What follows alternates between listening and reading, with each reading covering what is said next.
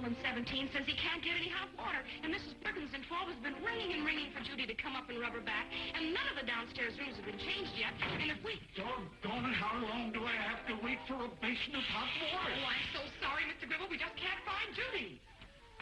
Judy, no place out in back, Mama. Oh, I'll look upstairs. Tweeny, run into the kitchen and get Mr. Gribble some hot water. Yes,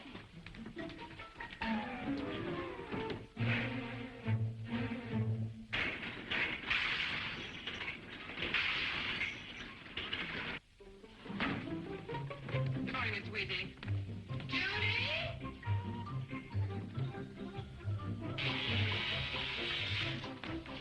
Hello? No, Mrs. Chuffy, we don't know where Judy is. Yes, I'll try and get somebody to take care of it right away.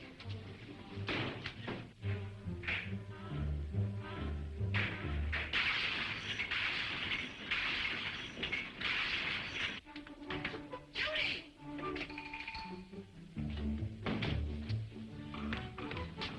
It's all Judy's fault. If she hadn't have disappeared, everything wouldn't be going wrong.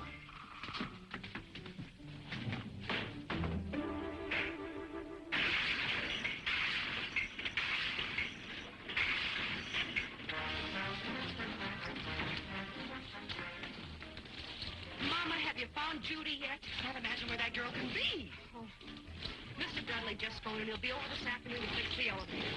He wanted to be sure he could get down into the basement. The elevator. The basement!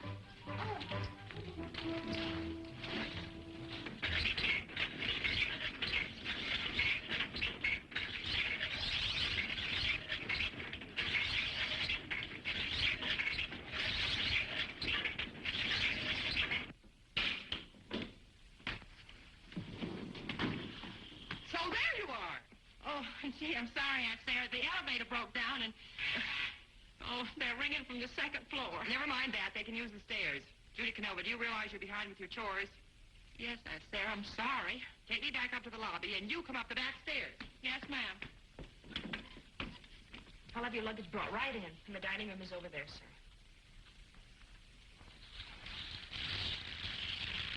here's the mail, Betty. Mama, have you found Judy yet? That gentleman has some luggage to be brought in. Front! Bring in the luggage for room 22, Judy. Yes, Aunt Sarah. It's just like Judy to be hiding with all this work to be done. Hi, Mrs. Baxter. Oh, hello, Judy. You going to be able to make out to the farm today? Yep, Aunt Sarah says I can have the afternoon off. I got to go to the bank first. I'll pick you up and take you over. Fine. I'll see you about 1. Yeah. Here's another one of those letters for Judy. Who's it from? Let me see it. That's the second letter Judy's received this week. There's no return address on it. Who would want to write to Judy? I bet you Judy's got a feller. What a ridiculous notion. My letter. Please, can I have it?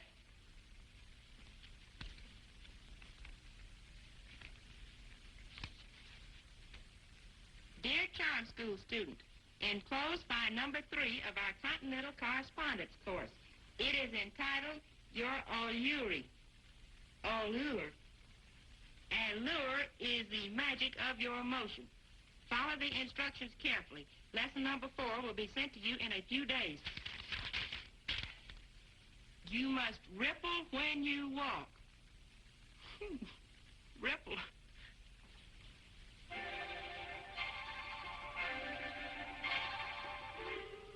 Sway like the willow in the warm evening breeze.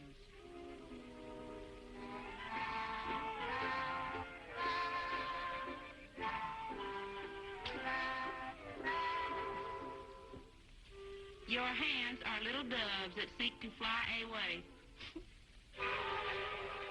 Your feet are like flowers dancing in the wind.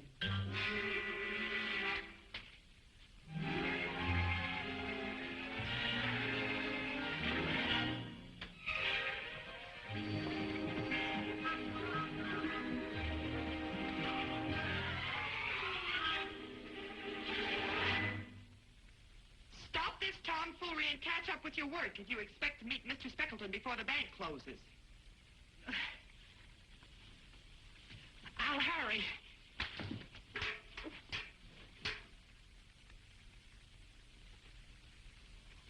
Because of my high regard for your Aunt Sarah, Judy, I'm prepared to renew your mortgage for another 6 months. But mind you, you must keep up the payment on the interest. Oh, yes, Mr. Speckleton. Now, the matter of taxes will be coming up in a few weeks. Are you prepared to pay them? I'll think of something. Well, as long as you let old man Fetcher turn the farm into a home for his orphan grandchildren, why don't you charge him rent? That's all he can do to make enough money to feed them all. Well, that's your problem. If it were my place, they'd either pay or get out. Sign here. In here. In here. In here.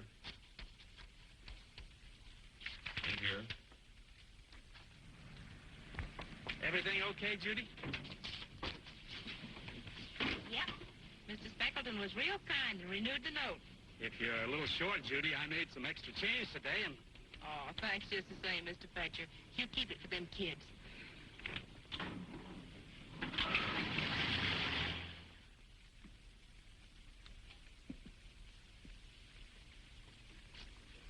Tara, you go outside and watch for Grandpa and Judy. Okay. Where are the cameras? That's all I could find.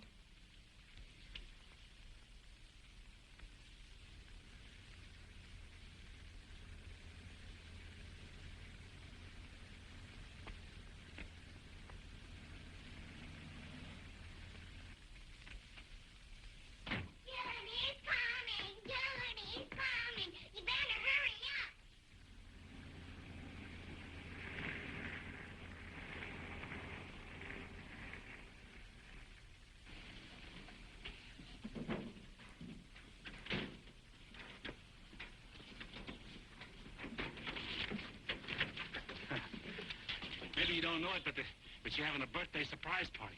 Oh, but today ain't my birthday. Well, you better not tell the kids that. They've been making plans all week.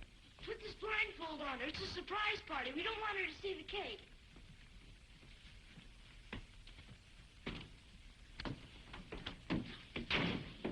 I got a blindfold you, Judy. It's a big surprise. Oh, my gracious.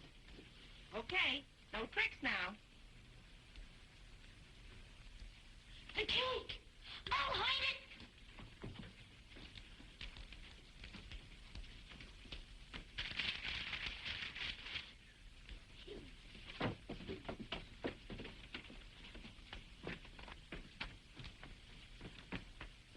I gotta turn you around. Hey, wait a minute. I'm getting busy. What's this all about anyway? What's going on here? I'm so curious I could pop. Take the blindfold off now, Judy. Okay, here goes. Well, what do you know? Would you look at that? A celebration. Who's it for? Yes. Well, let me see now. Oh, get out! A real birthday cake. We all made it. It's got presents inside of it. We know you're older, but we could only find one candle. Oh, you wonderful kids. This is a real surprise. Light the candle, Judy. Yeah.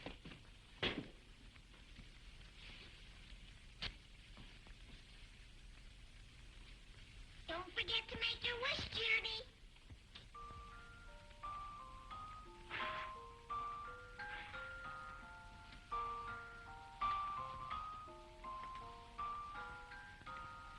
I'm mighty glad that I was born on my birthday, 'cause that's my very favorite day of the year. And what a calamity it would be to be born some other day. No one would know when to wish me birthday cheer. So I'm tickled pink that I was born on my birthday. I love to see the cake and candles appear. And I wouldn't trade with Washington or Lincoln, that's quite clear, 'cause my birthday is my favorite day of the year.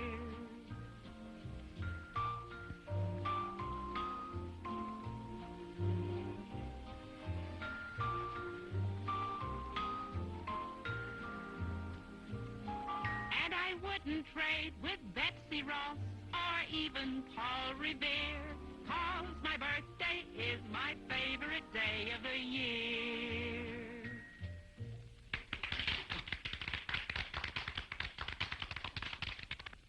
Hey, I got one of the surprises.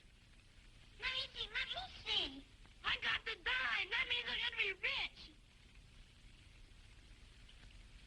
I got the symbol. That means you're going to be an old maid. I've got the ring. I'm gonna get married. Goody. What you get, Judy? What is it, What you Judy? get? I got the sink stopper.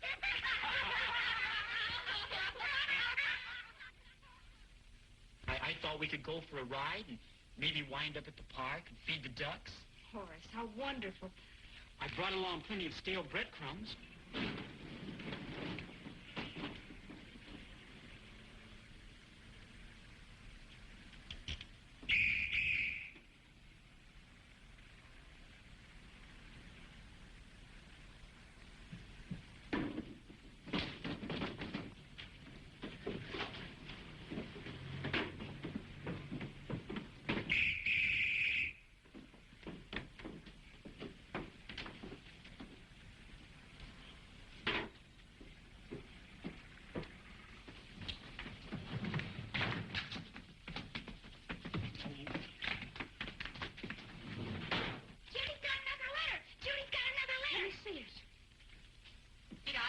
About another letter for Judy? I can almost see it. Betty Greeb, you ought to be ashamed of yourself trying to read other people's mail. Why, I was no such thing. Judy's got a feller. Judy's got a feller. I certainly have not. Who is it, Judy? Well, it certainly isn't a fella, Mama. Judy's never even been able to get a young man to look at her. Is that so, Betty Greeb? Well, for your information, it is for my fella. What? Anyone we know, Judy? I got a feller, but it's nobody you know. Well, I declare. Don't be silly, Mama. Judy's making it up. Is that so? My fella's better looking than your fella, and he's got more money, too. Judy Canova, if you have a young man, it's my responsibility to find out something about him. Who writes these letters to you, Judy? She probably writes them to herself and has somebody mail them from out of town. That's a lie. Watch your language, Judy. I can prove she's lying, Mama. What's his name?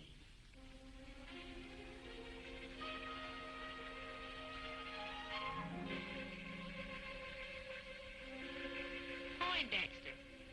Poindexter? March the 3rd. The 3rd? Well, lots of wealthy families name their rich sons that way. Oh, so he's rich. I suppose next he'll tell us he's handsome as a movie star. He sure is. That's enough nonsense, Judy. You'd better drop the whole subject and get on with your work. Judy ought to be made to admit she's lying, Mama. How come if he's such a rich and handsome fellow, he doesn't ever see you?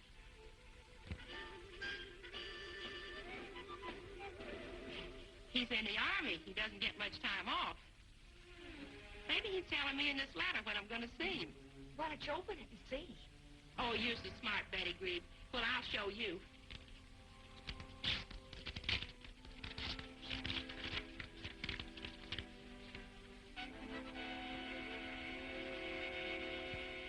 Well, what do you know? My fella wants me to meet him in Crestville this afternoon. Too bad I won't be able to make it. Crestville? He's coming in by bus. Can stop over for only a couple of hours. Gee, it's too bad I didn't know sooner so's I could have got the day off and gone in to see him. Poindexter's going to be real disappointed. Wait a minute. I've got a great idea.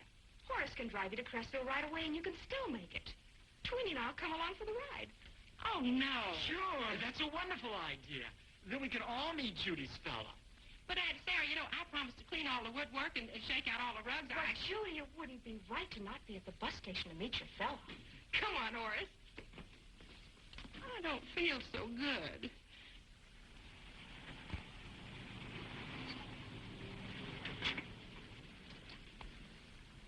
Oh, goody, the bus hasn't arrived yet. Maybe we've missed it. Gee, what'll Poindexter think? Well, I guess I might as well turn around and go back to Greebville. Oh, here it comes now. Yeah, right on time.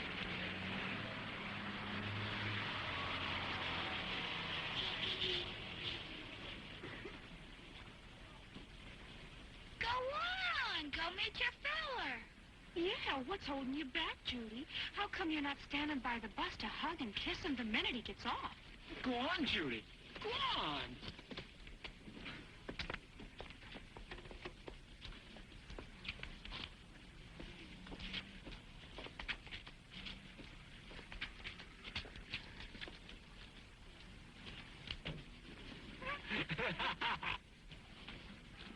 Anybody meeting you, mister? If not, could I walk with you a little ways? You see, I told some folks I was meeting a fellow on this bus, and I'll never hear the last of it if I don't make some kind of a showing. How well do you know this fellow? Oh, a whole lot. At least that's what I told them. In that case, we should be mighty glad to meet each other, shouldn't we?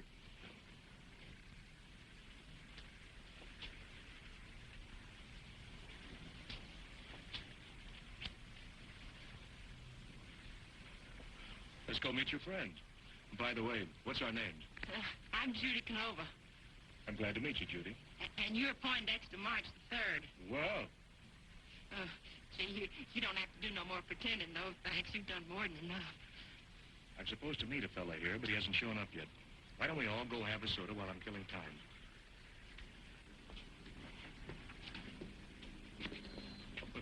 Thanks, I'll get it.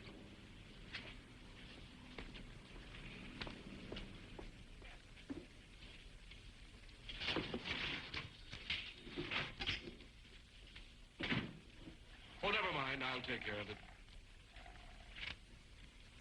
Hey, look at that. Judy was right about her feller being rich. Ow, what'd you kick me for, Betty? Judy says you got a cattle ranch in Texas and own a lot of oil wells. Tweeny. Well, she did, too. Tweeny. Mr. March doesn't want to talk about himself. Matter of fact, Tweeny, you'd love the ranch. How'd you like to pay us a visit during Roundup this fall? Gosh. It's been a good year for petroleum, but I'm thinking of getting rid of about half of my oil wells. I like raising cattle better. I'd like to have you come to Greebville and meet Dad. Horace's father owns the bank there and knows all kinds of important people. So does Mama. She has the hotel there. Sounds like a good idea. Say, it's almost time for the next bus to be coming in. You won't mind if Judy and I excuse ourselves while we say goodbye? What you gonna do, smooch and hug? Now, don't forget, Tweeny, we've got a date on the ranch this fall, just as soon as I get out of the Army. Well, it's sure been a pleasure meeting you, Betty and Horace.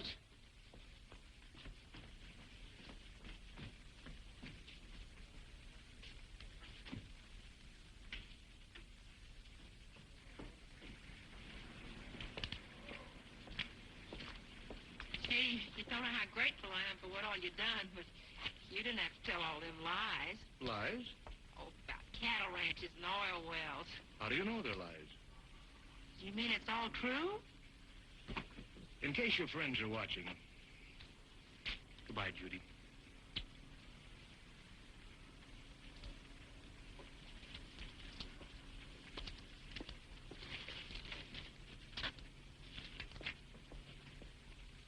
What's with the dame, Nick? I don't know.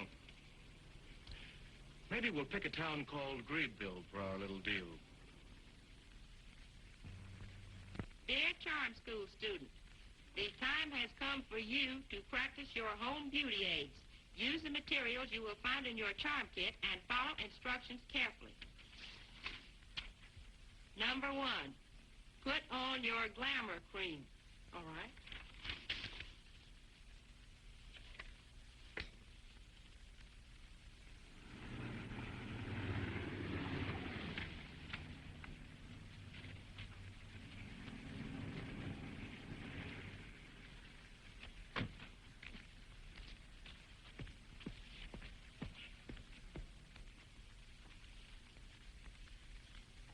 Hi, Betty. Poindexter. I mean, Mr. March. Oh, my. Oh, Mama, come here quick and meet Mr. Poindexter March the 3rd. Oh, Mr. March, we've heard so much about you. I'm Judy's Aunt Sarah. Judy's a wonderful girl. We're all so crazy about her. I can see now where Betty and Judy get their good looks, Mrs. Greeb. Well, Judy's upstairs in her room. Tweeny, go upstairs and tell Judy Mr. March is here. Go on, Tweeny. Oh, yes, Mother.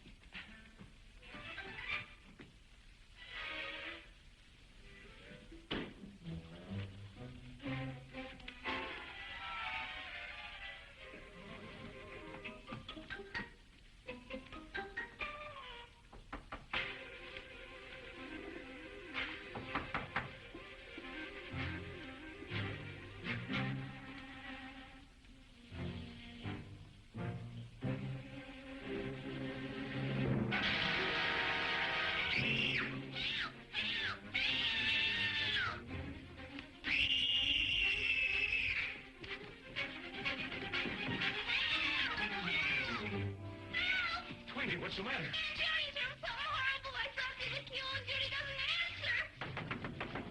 Judy, it's me, Poindexter. Have you got a key to this room? Tweeny, run down to the desk and get a passkey. Hurry.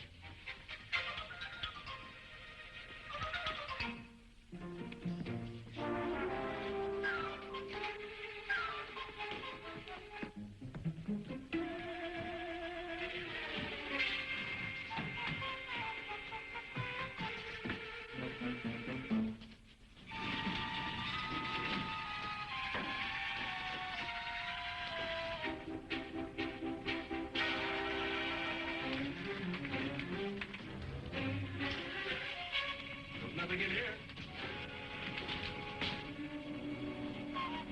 Judy must be someplace, Mr. March. We'll find her.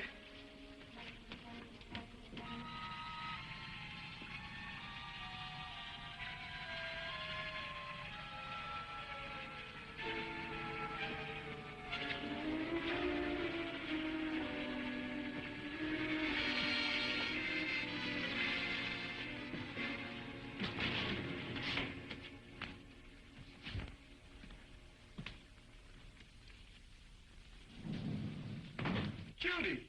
It ain't Mr. Poindexter March the 3rd. Gracious, where have you been? We've been looking all over for you. Golly, I was up in the attic setting mouse traps. In your Sunday clothes? While you were catching mice, you almost lost Mr. March. I've got a lot to tell you, Judy. How about coming with me for a spin in my new car? Could I, Aunt Sarah? Of course, Judy.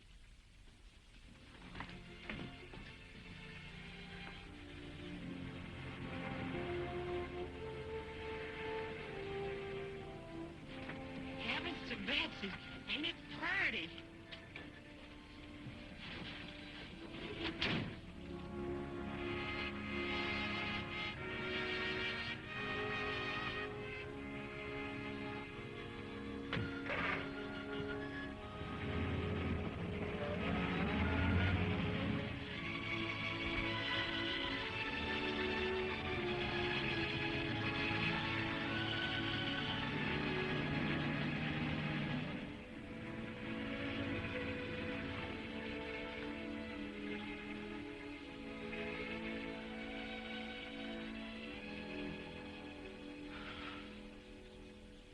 You certainly get a beautiful view from up here.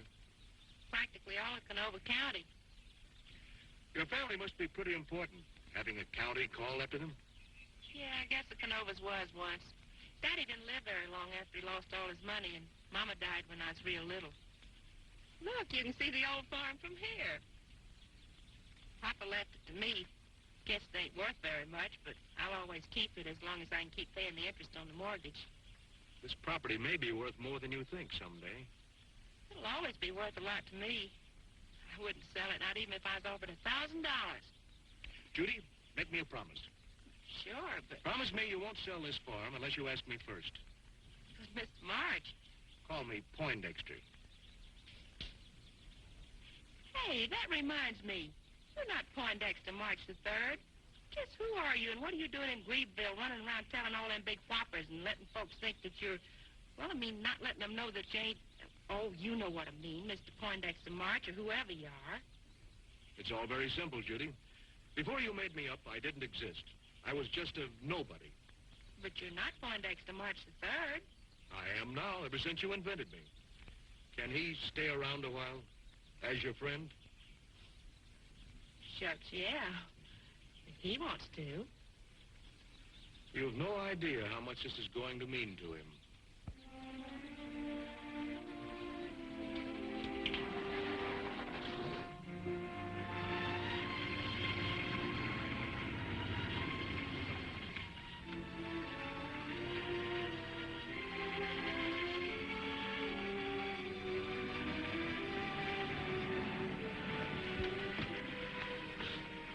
Oh, you didn't have to do that. I could have opened it.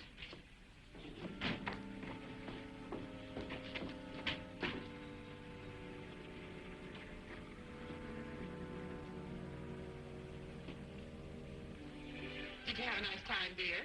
Yes, ma'am. I expect to be here about a week, Mrs. Greeb.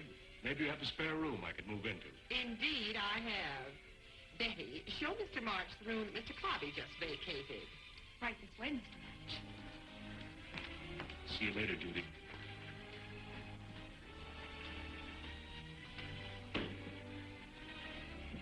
Judy, you have your chores to catch up on.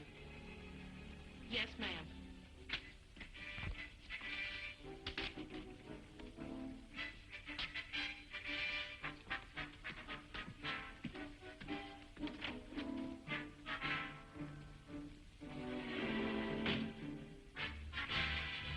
Speckleton? Yes? I am General Shevington Ballard of the United States Army. General? How do you do? What I have to discuss is of utmost importance to national security.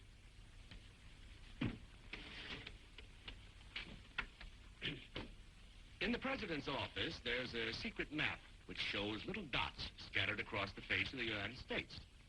Well, these dots mark the new locations where vital war plants will be set up, Mr. Speckleton. One of these dots falls right here on Greebville. My goodness, you mean we're to have a war industry here? I have been commissioned by the government to acquire the property. Naturally, it is as much of a saving to the taxpayers as possible. Naturally. Now, once I've selected the property, I want you to acquire it for us. In that way, nobody will know what it's for, and we'll get it much cheaper. I'd be glad to. I consider it my patriotic duty to help. No question about it, Mr. Ballard. I mean, General, you can count on me. Good. I need not stress the importance of keeping this entire matter absolutely top secret. Oh, I won't breathe it to a soul.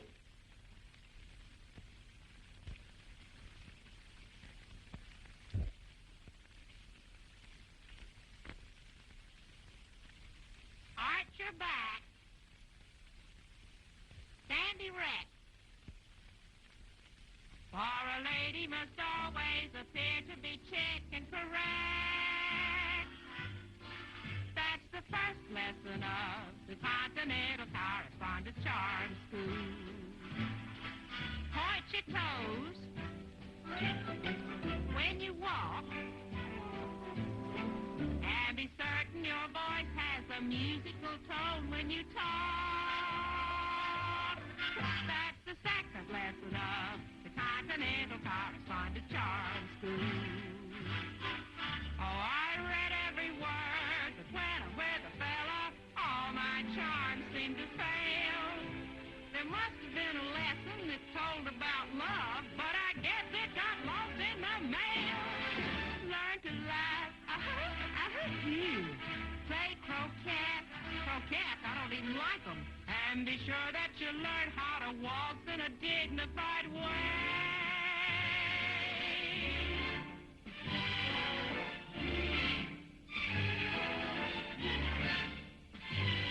That's the third lesson of the Continental Correspondence Charm School. If I get that fella pretty soon, it's gonna be the last lesson of the Continental Correspondence Charm School for me.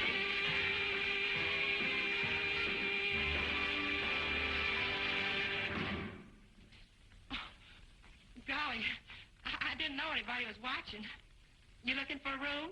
Yes, I'll be staying in town several days.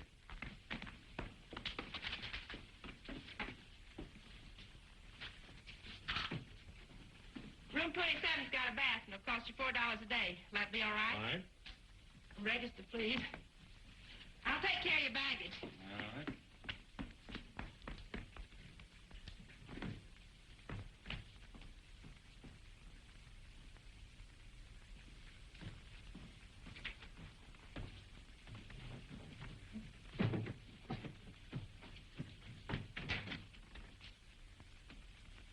Here's the bathroom. If you want any hot water, just knock on the pipe a couple times. That'll be fine.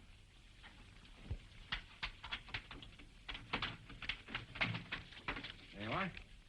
Golly, thanks. If you want anything, just phone down the desk and I'll fetch it for you.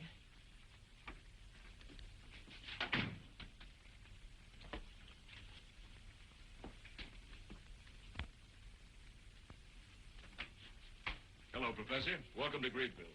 Oh, hello, Nick. Hey, we'd better not be seen together. Don't worry, it's all right. How'd you make out at the bank? Well, from the looks of the banker, we've got a cinch deal in this burg.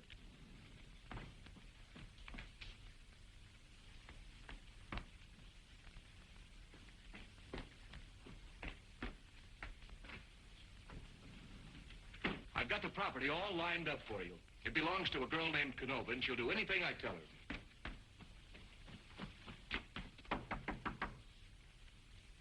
Poindexter.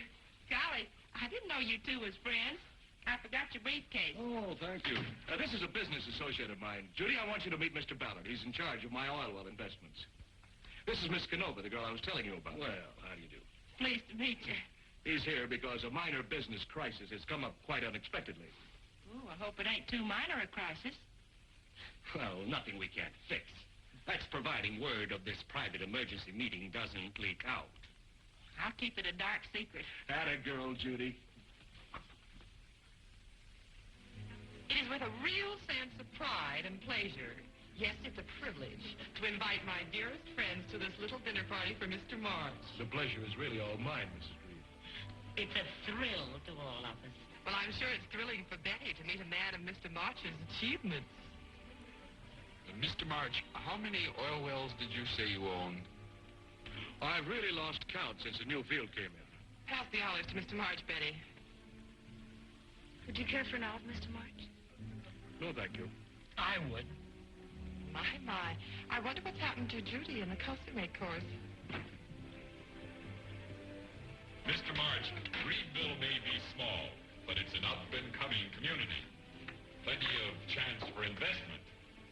Why don't you, come down to the bank someday and, have a little talk with me? Thank you, Mr. Speckleton. I'd like to.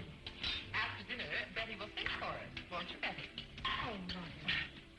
She really has a very excellent voice. Judy, it's cold. Can I take it back and warm it up, Aunt Sarah? No, never mind.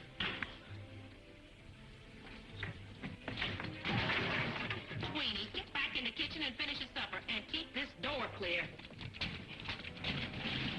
Poor Judy. She tries so hard, but she's so slow to learn.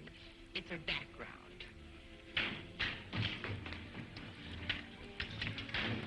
Judy? Coming, Aunt Sarah. Mr. Speckleton's water glass is empty. So, Mr. March, we'll look forward to seeing you at the bank tomorrow. Now switch it down.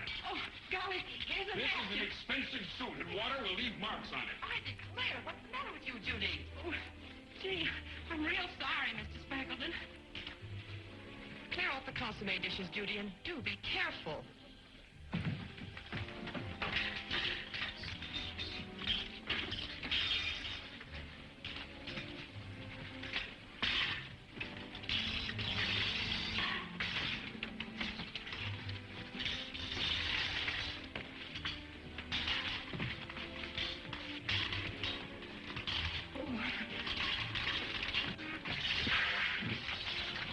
Tweeny, stay in the kitchen and take that skate off.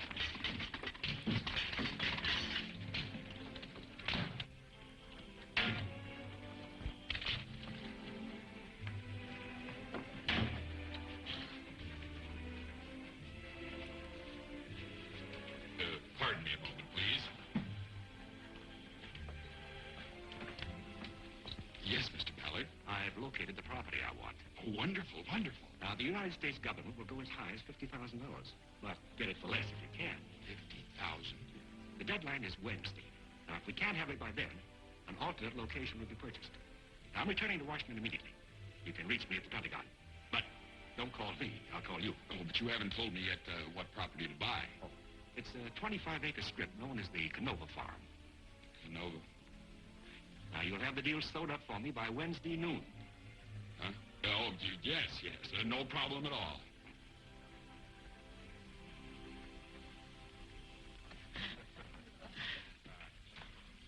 Is everything all right, Clover? Huh? Yeah, yes, of course, dear. Why shouldn't it be?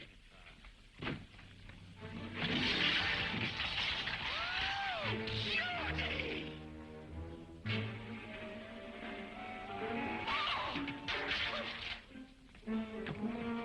Oh, Mr. Speckleton! Oh!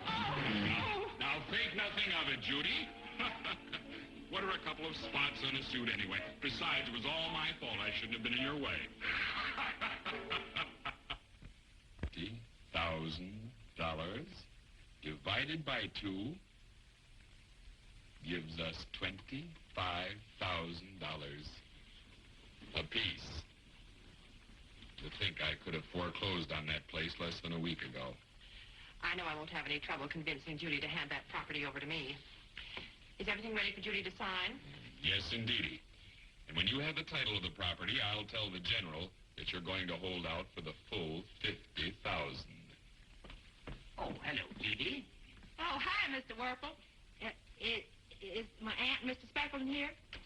In here, Judy.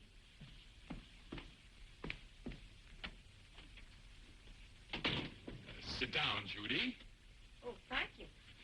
You don't know it yet, but you're a very fortunate young lady. I am? Yes, indeed. I'm very happy to tell you that you no longer have to pay interest on your mortgage. I talked it over with Mr. Speckleton, and I'm ready to pay the mortgage on that old farm of yours and take the property off your hands. Aren't you pleased? But I want to keep the farm, Aunt Sarah. You what? It's wonderful of you to want to take on all the expense and responsibility of owning that property, but I just don't see how I could ever bring myself to give it up. Maybe you don't understand. I'm ready to take over the mortgage and assume an obligation you cannot afford anymore. You're going to lose the property anyway. You won't be able to pay the taxes, and I won't be able to renew the note again. I know it sounds real mean of me, but I just can't bear the thought of giving up that place. Besides, where would poor Mr. Fetcher and all them kids live? They're not your problem. Now show your intelligence, Judy, and sign this. No, ma'am.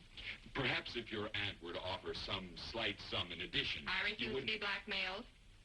Come to your senses, Judy, or consider yourself no longer working for me. Oh, Aunt Sarah.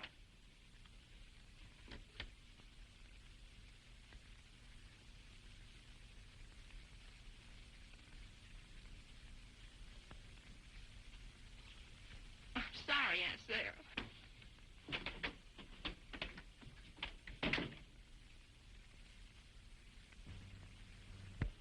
Maybe I should have listened to Aunt Sarah and Mr. Speckleton. Maybe it was wrong trying to hold on to the farm. That was the smartest move you ever made, Judy. You'll wind up one of the richest girls in Greebville if you do what I tell you. You feel all right? Maybe you've been riding around in the sun too much without a top.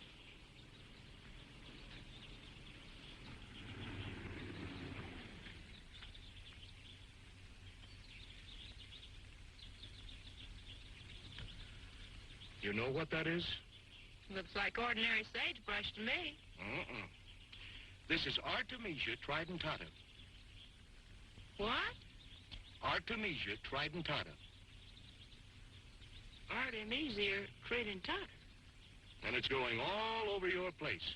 Now, that's all I'm going to tell you at this time. And that's why I want you to promise me that you won't sell your property unless you get an offer of $25,000.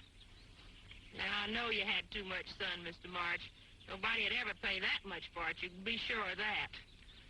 You want to bet? That's enough. What if Judy finds out?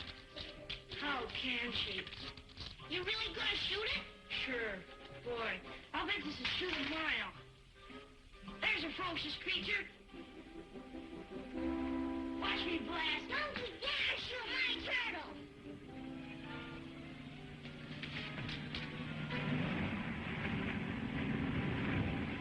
And somebody bring in Judy.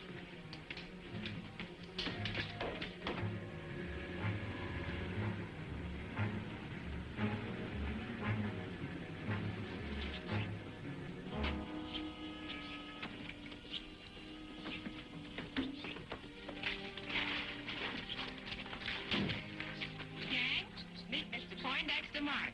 Hi. This is Johnny. Hi, Johnny. This is Billy. Hi, Billy. And that's Terry. Hello, Terry. Didn't know you had a family, Judy. Oh, shucks, they're not mine, but I sure wish there was. Come on in the house. Hey, that's a deal. Sure. Come on, Ted.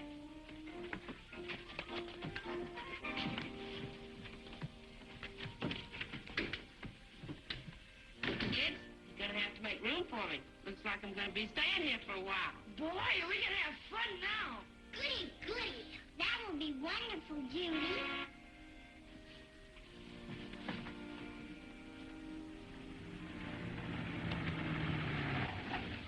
Why, it's Aunt Sarah and Mr. Speckleton. They're certainly not wasting any time. Judy, remember what I told you. Artemisia tried and taught it. Take a sniff if you feel yourself slipping. I'd better keep out of sight. It'll be better if they don't know I'm here. Come here, Judy. I want to talk to you. I got a turtle. So what? I ain't afraid to touch turtles. Want to see my turtle? Uh-huh. Come on. Judy, dear, I talked it over with Mr. Speckleton, and I've decided to pay an additional $100 for the property. No, ma'am. $200.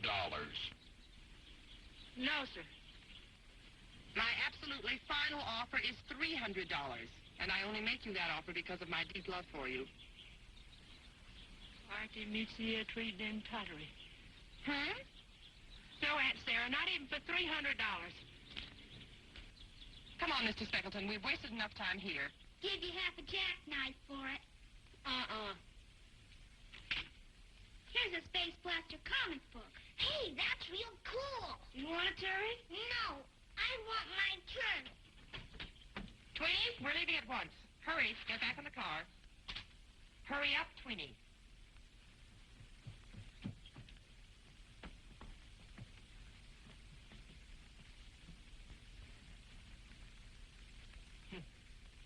Judy, come here a minute.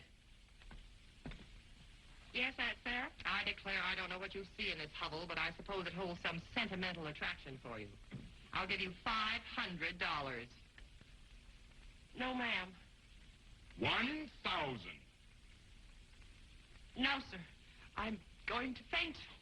Judy, I'm surprised at you after all your loving aunt has done for you.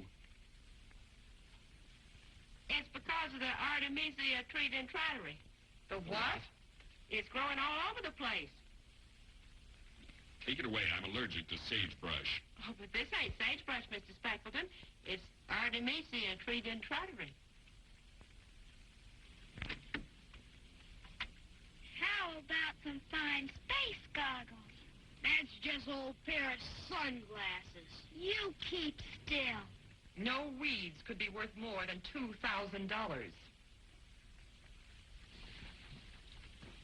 What is your price? $25,000. You realize what you're saying? You must be out of your mind. Yes, sir. Take me home, Speckleton. I've had all of this I can spend.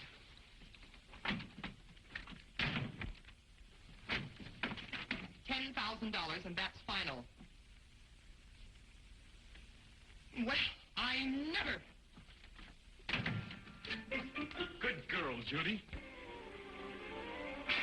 Tweeny, get in the back seat. Go on.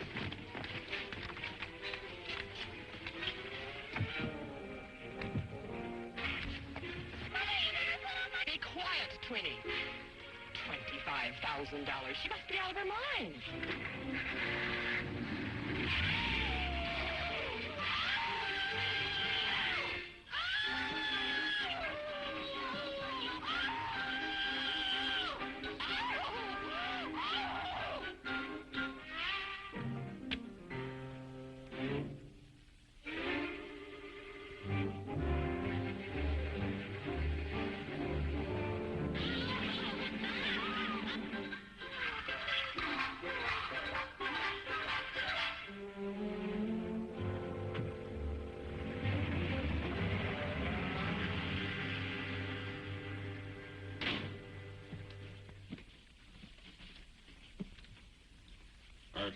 Artaxexus, Artemis, Artemisia tridendata.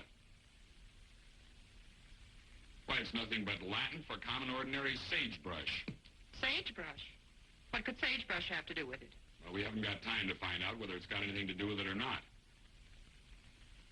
I know a way to force Judy's hand. Fetch her. Fetch her? I think I'll have a talk with him. No, you stay here.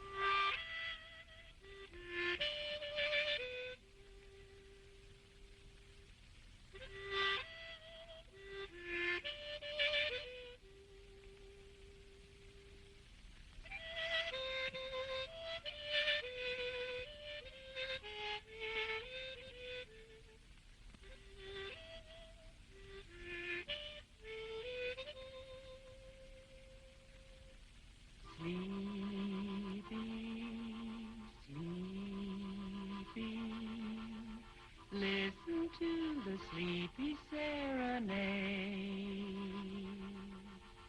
It's the theme of every dream parade. When the firelight flickers and the Sandman comes a-stealing, then you hear the sleepy serenade. It's a tender, haunting little tune, one to carry you beyond the moon. Dim the lights and listen, and you'll know that floating feeling when you hear the sleepy serenade. And by, when the moon is a-beaming,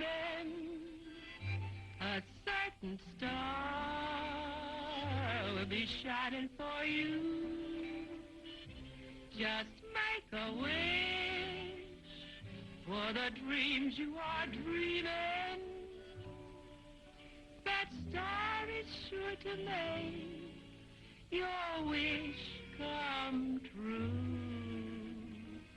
Now it's time to climb the stairs to bed. Pillows wait for every sleepy head.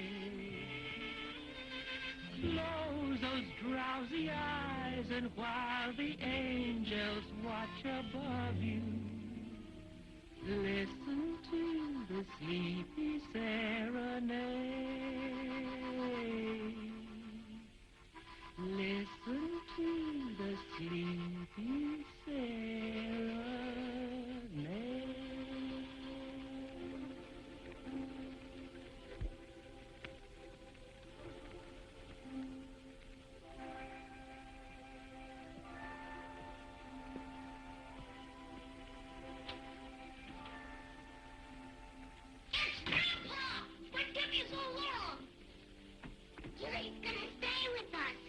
I was worried about you, Mr. Fetcher.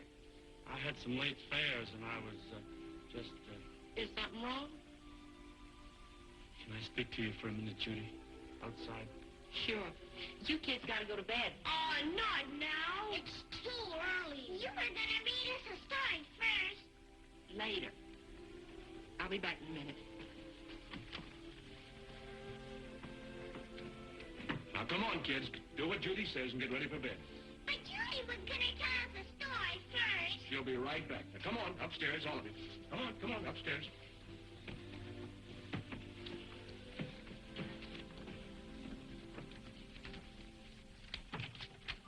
And Mr. Speckleton said, according to the law, the kids ain't getting the proper care. And he said he's taking the whole matter up with the welfare board tomorrow unless...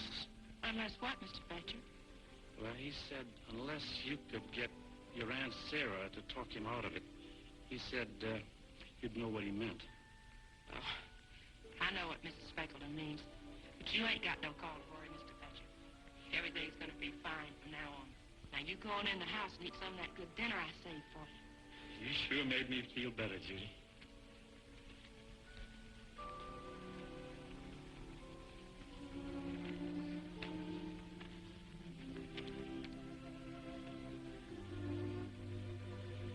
Judy.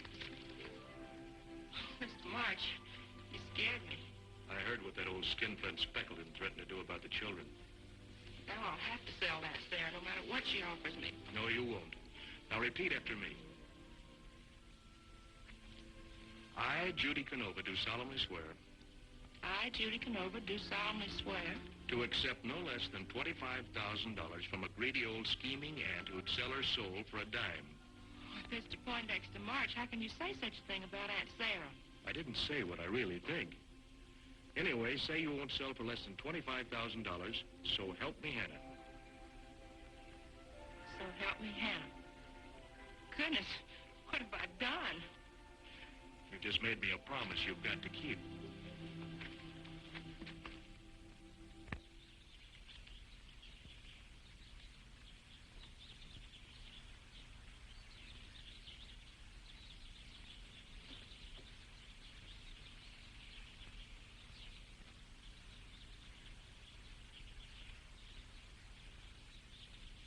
Poindexter.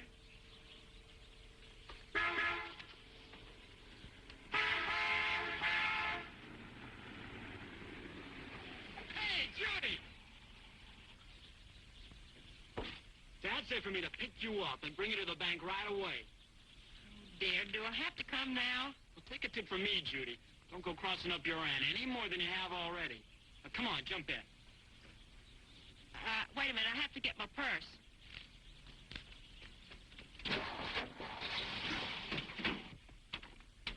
Please, Mr. March, don't make me keep my promise. It's a real emergency, and if I can come out of it with anything for them kids, Believe me, Judy, I wouldn't steer you wrong.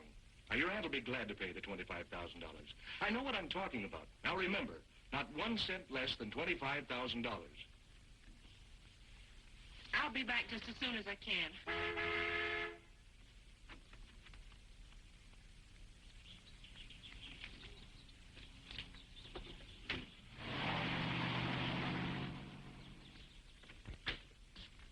Mr. March, Judy going to see Mr. Speckleton at the bank?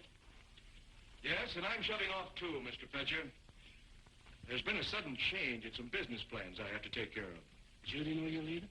No, she's got enough to think of. I may not see her again, so tell her so long and lots of luck, huh? Your aunt asked me what I thought would be a fair price for your property.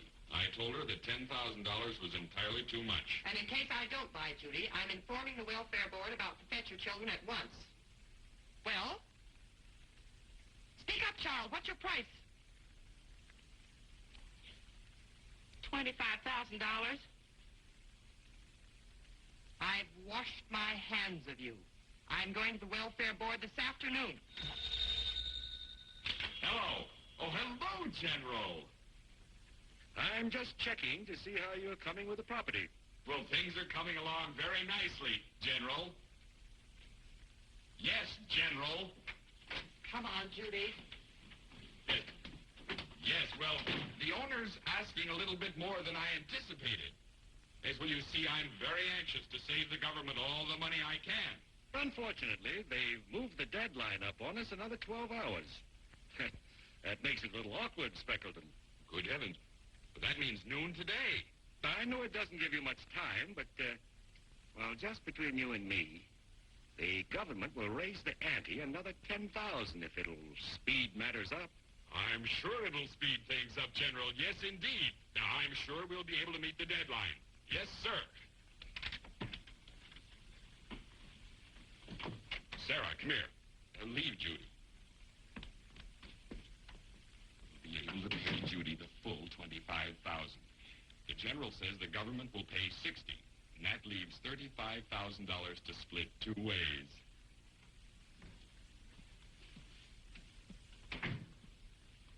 Oh, hello, Nick. Say, you sure trained that hayseed chick of yours. She's giving the banker a bad time. Now, as soon as this deal's closed, you've got her to sign the money over to you right away. That ought to be a cinch. She'll believe anything you tell her now. Not bad for 3 days' work, huh? I'm not going through with the rest of this deal. Hey, don't kid around so early in the morning, Nick. I don't laugh so good on an empty stomach. I'm not kidding. My little hayseed chick, as you call her, is going to keep the 25 G's she's getting for her place. And what makes you think I'm going to take to this idea? I don't care whether you take to it or not. That's the way it's going to be. You haven't fallen for this Hicktown babe. No, of course not. Why, that's a crazy question. I've seen the dolls you like. Must be some other reason. I think I know what it is. All right, Nick. We'll clear out of here and get located in some other town right away. Close that suitcase for me, will you? Well, I didn't think you'd take it so good.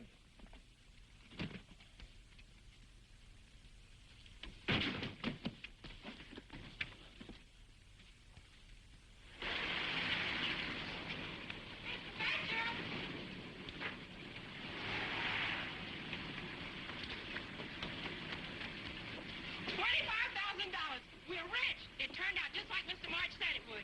Take me out the farm quick so I can tell him.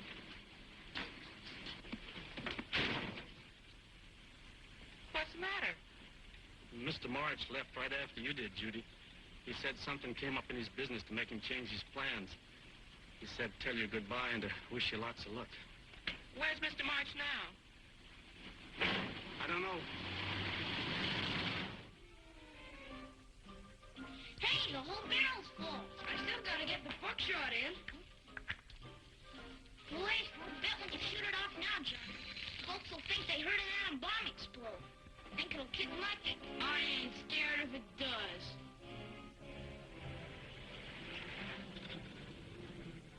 Jiggers, here come the Grandpa and Judy.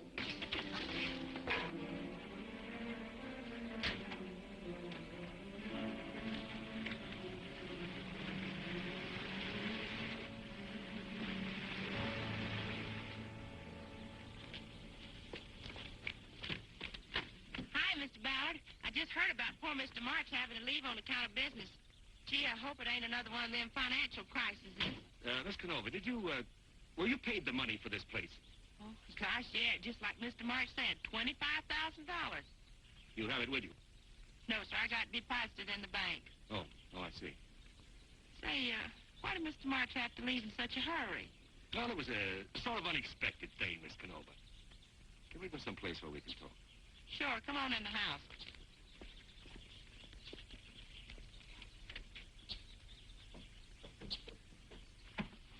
I didn't want to talk in front of Mr. Fetcher.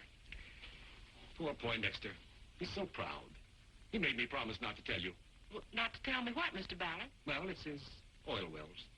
Another one of them emergencies? Only this time he'll be wiped out in 24 hours unless... Well, I knew that he had helped you, and... Oh, I'll do anything I can to help. You know that. Just tell me what I can do. Well, it's a matter of raising just a little money. $25,000 ought to do it. It would only be a loan. The whole amount would be paid back to you in 24 hours. Oh, well, I ain't worried about that. Well, just write out a check, miss, and I'll take care of the whole thing right away.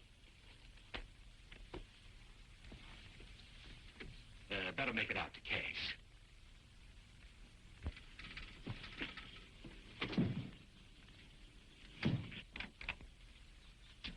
Now, don't you worry, Miss Canova. Everything's going to be all right.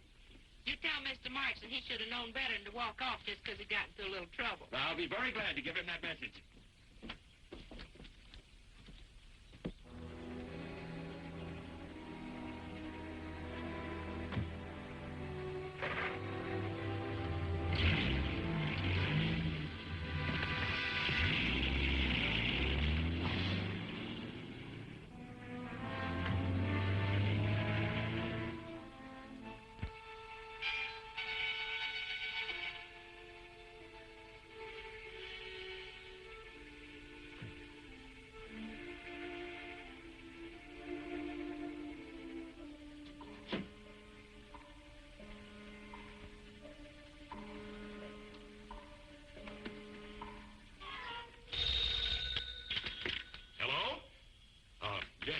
General, I was wondering what had happened to you.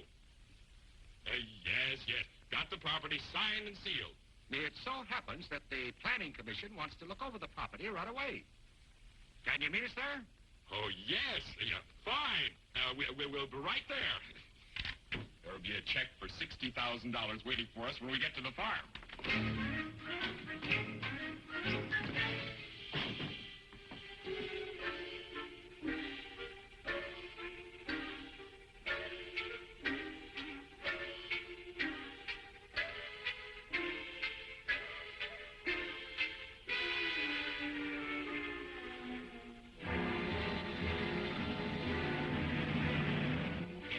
Judy's signature, all right. Well, hurry, man. Cash it. You're holding up a big deal. Now, don't rush me. How do you want it? $1,000 bills, 25 of them. Biggest I've got is 20s. Not too many of them. Well, quick then. Start counting. Are you sure Mr. Speckleton said it was all right? Of course, of course.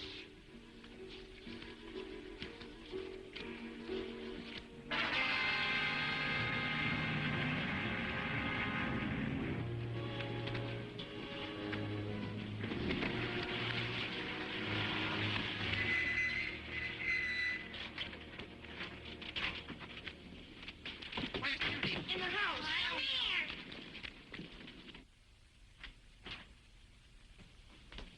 Oh, hello, Aunt Sarah, Mrs. Speckleton. We've practically moved out. Has anybody been here yet? Any government people? Oh, only Mr. Ballard. How long ago? Well, shucks, he just left. But he said for us to meet him here. Did he say anything about a check? Yeah, that's what it came about. That's it. He gave it to Judy. Quick, hurry up. Give it to me. I can't do that, Aunt Sarah. I gave it to him. You what? Let's get this straight. Just exactly what did happen. Well, you see, it's about poor Mr. March.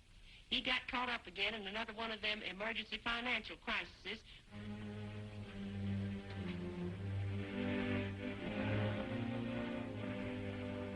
So I wrote out a check for $25,000 to save his oil wells and his cattle. You gave it to Mr. Ballard?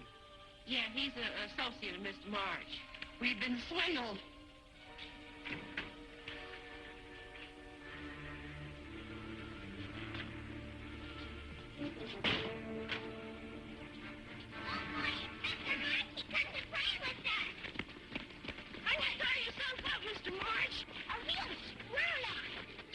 This Poindexter March the Third. Who is he? What's his real name? Gee, I don't know. I made him up. You made him up. We're ruined! And it's all your fault. You're in it with them. Oh, my money! My money!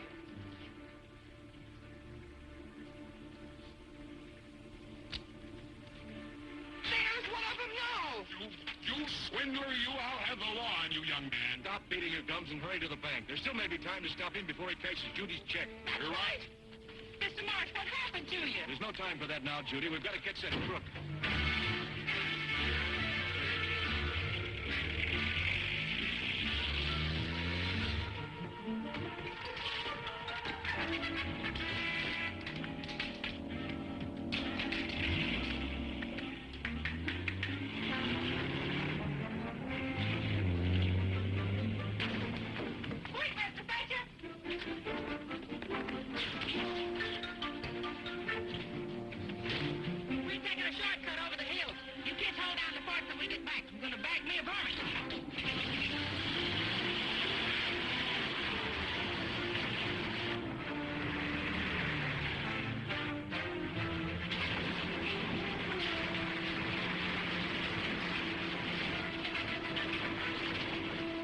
$5,010, $5,020, $5,030.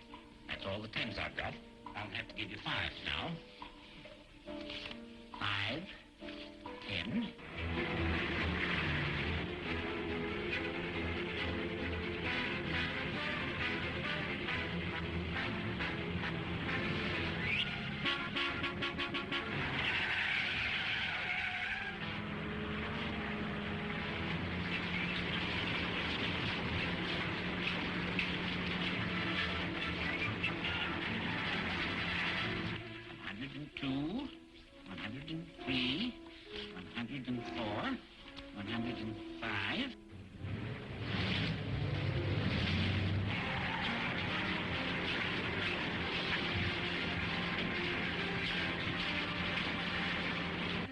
$148, $149, $150. That's all the ones I've got. That makes you $50 short. I'll have to give it to you in small change. Oh, never mind that. I'll come back for it later. Get your hands back where they belong. I'll get you some sacks for this here money, and while you're counting it over, I'll figure out the rest of it.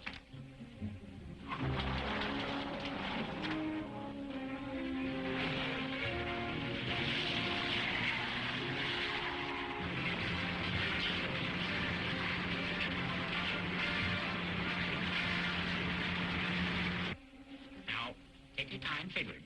I don't want any mistakes. I'll take your word for it, Puff. 25, 50, 60.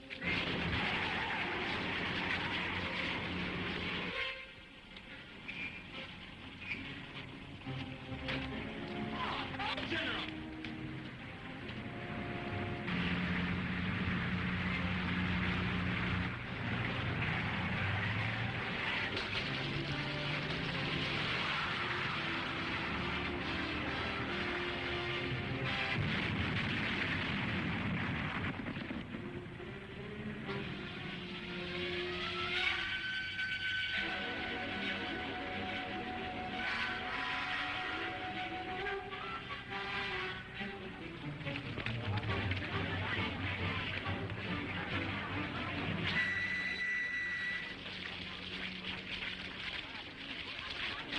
My money! That's my money!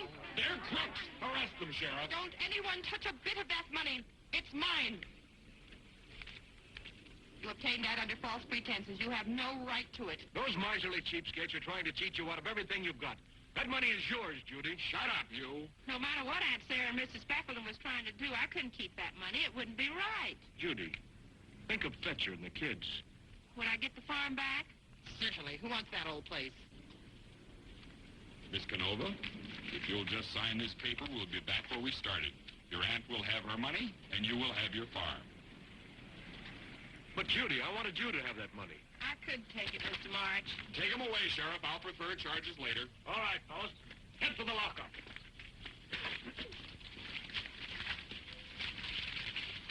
You're Judy Canova? Yes, sir, that's right. I'm Mr. Coswell of the Western Plains Oil Company. Our engineers have been making extensive tests for oil on your property. If you're thinking of buying, it ain't for sale. I'm never going to sell my farm as long as I live. We're not thinking of buying, but the oil company would like to pay you $100,000 for the oil rights.